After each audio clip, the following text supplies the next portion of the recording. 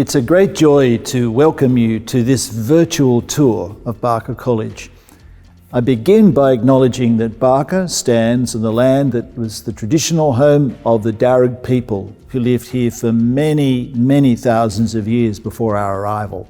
We also acknowledge the Darkinjung people and the Wonnarua people, where our two little Aboriginal schools are on the Central Coast and the Lower Hunter Valley, and we pay our respects to their elders past and present. Thank you for joining us on this virtual tour. We're here in the chapel, a building that was completed in 1957.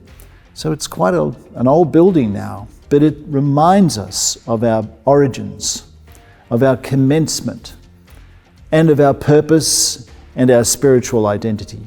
An Anglican school here in the Diocese of Sydney, but this is a war memorial chapel.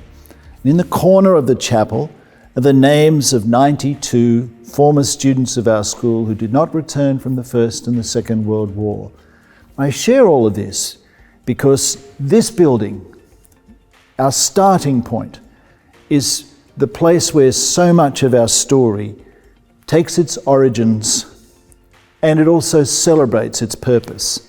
It's a place of beginnings and of conclusions, a place of celebration and of mourning, a place of gathering and quiet reflection, but also of outrageous joy, all in this space. It also reminds us, almost in the centre of our school, that the chapel is redolent with the value system of our school. So it's very fitting that our virtual tour begins here, reminding us of the long history of our school, but also looking forward to the bright future that we can anticipate. Our school began in 1890. It was the vision of the Reverend Henry Plume, small in origins in the little village of Kurrajong in the Lower Blue Mountains, and relocated to this site in 1895. And over those years since then, our chapel, which was once at the easternmost point of the school, has now gradually become the middle of the school. And as you will soon see from this virtual tour, around this school are the most beautiful facilities that past generations have bequeathed to the present, and we now enjoy and look forward to handing on even better to the future generations. Many people who come to visit our school want to see our facilities, and we love to share them. It's a beautiful place and a gorgeous environment in which to learn. But we generally like to remind people that most of what schools do, most of the time, is mostly the same. That stands to reason. The similarities between schools are vastly greater than the differences between them. The literature says it's about 80% of what we do from one school is the same to another. So your purpose then in choosing a school for your child is not to find the things that are familiar in the 80%, the things that remind you of the school you went to, or even that look comforting and familiar in our own environment. It's the 20% that marks out the difference between schools. We have a word for that 20%. We call it the culture of the school. The culture of the school is that which occurs when no one is making it happen. It's what we all naturally do. It's how we are with each other. How are we in learning? How do we present ourselves? How do we relate to one another? How do we deal with challenges and new situations? All of those things speak to our culture.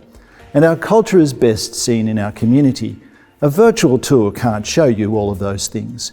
It can show you the environment, because the environment allows us to facilitate that culture. So in a little while, you'll be making a virtual trip around our school, the wonderful facilities in which our students get to move and live and dream and pursue their own sense of identity in this community. We're very excited to share that with you. We hope, however, that the best way to learn the culture of our school is to not just visit virtually, but actually to come and consider joining us. And that's what this little virtual tour is all about.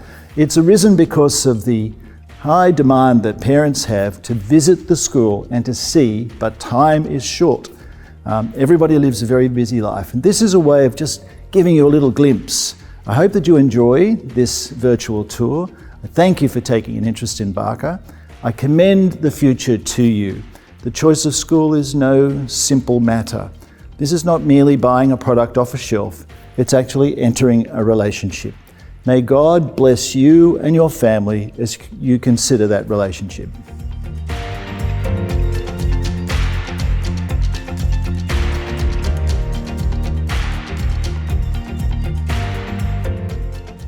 Welcome to the Barker Middle School. My name is James Denton and I have the role of Head of Middle School. Today I'd like to provide you with an overview of the key features of a Barker education through years 7, 8 and 9.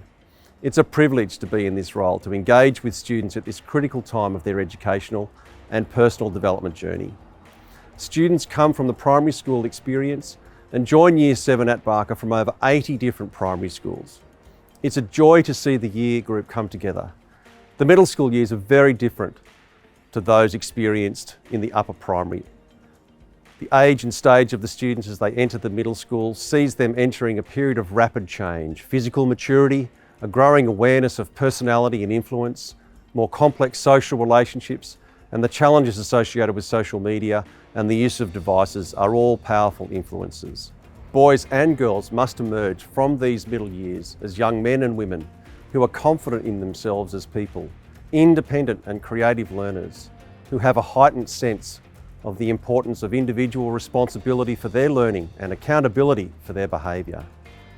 The academic, co-curricular and outdoor education programs are designed to provide a great diversity of experience, which can provide opportunities for this growth. And many of these experiences also provide challenges. And our role as educators is to encourage students to have a go, to embrace these challenges, to test their abilities, to learn their boundaries. The goal is to instill confidence, to develop character, and to enhance capacity in every student through their active engagement in these diverse programs. Students are provided with layers of support during the middle school years. The main support structure is the house system. Students are placed in one of our 16 houses and remain in that house group for their 3-year journey in the middle school. The head of house is the guide and mentor for the student and is also the key point of contact for parents. Membership of a house also encourages a sense of belonging, and it's through these house groupings where students engage with the wellbeing program in the school, and students continue their house association as they move into their senior school years. Other supports include counsellors, youth workers, deans of every year group, and staff who work with students every week and deliver the wellbeing program. The shape of the day is guided by a 2-week timetable, which sees the students attending 5 lessons per day. The day is longer than those experienced in the primary school, with classes commencing at 8:30 a.m. and finishing at 3:20 p.m. Some students may also attend a sport practice or music rehearsal before school, or could have similar or other co-curricular commitments in the afternoon, extending the day to 5 p.m. Every student attends chapel and assembly once a week. Every student has a locker, and the specialist nature of buildings sees students moving around the campus extensively throughout the day. There are designated areas of playground for each middle school year, and students are encouraged to make use of the ovals, courts and Bowman Field at lunchtime for gameplay and exercise. Time during the week is also allocated for students to meet with their head of house in house meetings and their Connect group leader to engage in the structured wellbeing program. In Years 7 and 8, students study a mandatory program comprising 10 academic subjects. The program is designed to introduce students to different ways of learning, to create in them a broad knowledge base, and most importantly, to develop a diverse range of skills.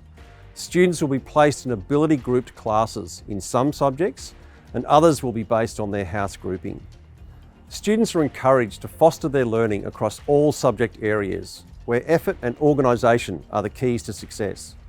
There is some choice in languages, where students select one Asian language, either Mandarin or Japanese, and one European language, French or Latin, in Year 7.